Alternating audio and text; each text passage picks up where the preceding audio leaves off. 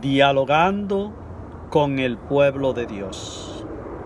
Hay una frase muy familiar, muy conocida, quizás por muchos de nosotros, que dice textualmente: no me hablen más del parto, enséñame el bebé.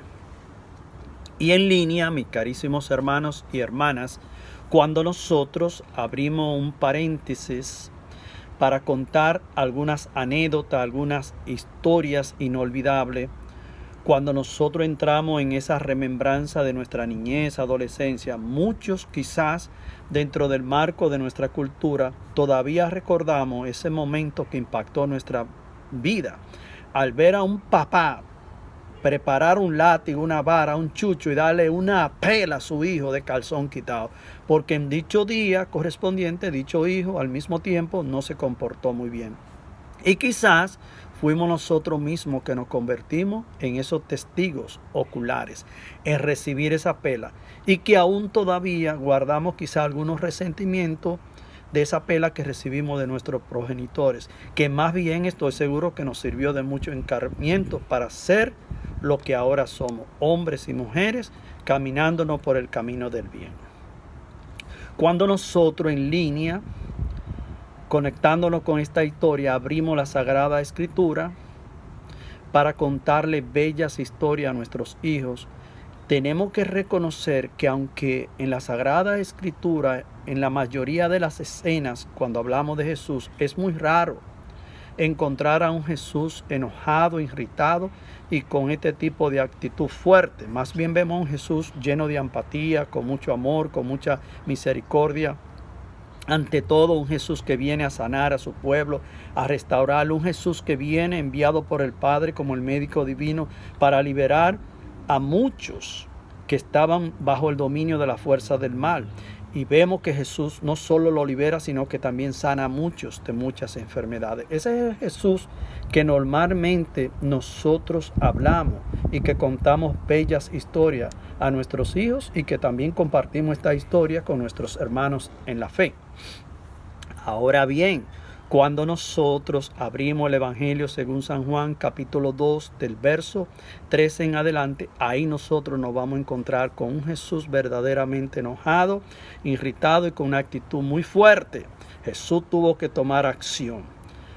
No cuenta el evangelista Juan en esta narración, en esta historia, que les invito a que la lean, que la mediten, que la reflexionen, porque en verdad le vamos a sacar mucho provecho. Que se acercaba la Pascua de los judíos y Jesús tomó la decisión de subir a Jerusalén. Y ¿saben algo? Cuando estaba allí frente al templo, lo primero que se encontró fue en el templo los vendedores de bueyes, ovejas y palomas. Y Jesús inmediatamente preparó un látigo. No se quedó tranquilo, pasivo, sino que preparó un látigo, los azotó a todos, le volteó la mesa a los cambitas y realmente cuando terminó de esta acción le dijo a los que vendían paloma: quiten esto de aquí, no hagan de la casa de mi padre una casa de mercado. Sí, mis carísimos hermanos, estas fueron las palabras de Jesús. No solo lo azotó dándole con este látigo, sino que le llamó a la atención: no hagan de la casa de mi padre una casa de mercado. Los discípulos se acordaron inmediatamente que escrito está: el celo por mi casa me devora. Y Jesús sintió ese celo por la casa de su Padre.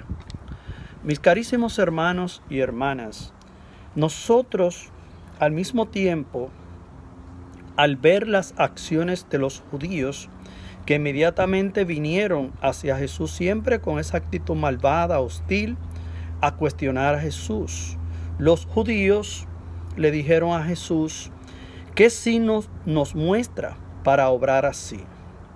Y Jesús automáticamente les respondió de la siguiente manera: destruyan este santuario y en 3 días lo levantaré. Mis carísimos hermanos y hermanas, los judíos se quedaron ciegos, sordos y mudos, como dice una famosa canción de una cantante llamada Shakira. Ellos no entendieron pío, ellos le dieron una vuelta al asunto. Entonces ellos dijeron, ¿cómo tú vas a levantar este templo en 3 días si ha costado 46 años construir este templo? Esa fue la pregunta de nuevo que le hicieron ellos a Jesús. Mas sin embargo, mis carísimos hermanos, Jesús se refería al templo de su cuerpo. Y así pudo quedar comprobado que cuando Jesús murió, al 3er día resucitó glorioso en gloria. Y la palabra de Dios en este contexto nos dice que muchos ahí creyeron en Jesús, mas sin embargo, Jesús no se fió de ninguno de ellos porque lo conocía tal como eran. Ahora bien, después de haberle dado esta pincelada a esta historia, profundizando en esta narración tan bella, ¿cuál es ese mensaje que nos puede servir a nosotros de mucho provecho para nosotros aplicarlo? El primer mensaje es, mis carísimos hermanos, que nuestro cuerpo representa el templo y la morada viva del Espíritu Santo, porque nosotros somos templos vivos del Espíritu Santo. Y cada vez que cometemos pecado, le estamos tirando basura a nuestro cuerpo. Estamos profanando este cuerpo que es santo, que es morada del Espíritu Santo. Porque si en verdad nosotros estamos al tanto que hemos recibido el bautismo, esta es la relación que tiene. Nosotros hemos sido llamados por el poder de lo alto que hemos recibido del Espíritu Santo a través del bautismo a cuidar nuestro cuerpo, porque es morada, es templo vivo del Espíritu Santo. Tenemos que cuidar este cuerpo porque es sagrado. También el templo tiene una relación muy directa a ese lugar, ese espacio donde nosotros nos reunimos con nuestra comunidad de fe, donde vamos a orar, a bendecir y a glorificar al Padre, al Hijo y al Espíritu Santo. Ese templo nosotros tenemos que cuidarlo, vigilar. Allí no deberíamos ni de estar hablando los hombres, tampoco mirando cosas que no deberíamos de mirar. Deberíamos de estar en suma atención, cuidando y vigilando la casa del Señor. Porque de hacer lo contrario, no solo estaríamos profanando nuestro cuerpo, que es templo del Espíritu Santo, también podemos llegar a profanar el templo de Dios. Y aquí le vamos a dar una conclusión. Nosotros, la mayoría, hemos sido testigos que muchas iglesias alrededor del mundo han sido profanadas. El templo de Dios ha sido profanado. Y en verdad, la pregunta que nos podemos hacer, ¿mirará Dios esto con alegría? No, también lo mira. De igual manera como lo miró Jesús, que se llenó de mucho enojo y tuvo que reprender a este pueblo que había convertido el templo de Jerusalén, que aunque los judíos tenían el pretexto de decir cosas que en verdad no eran coherentes, que no venían al caso, ellos lo que estaban era defendiendo más bien ese negocio que ellos tenían allí establecido, y realmente ellos se dieron cuenta que ellos estaban equivocados. De igual manera, nosotros tenemos que tener el mismo celo que nosotros vemos prefigurado en esta enseñanza. Jesús se llenó por el celo de su casa, y así mismo también lo confirmaron los discípulos.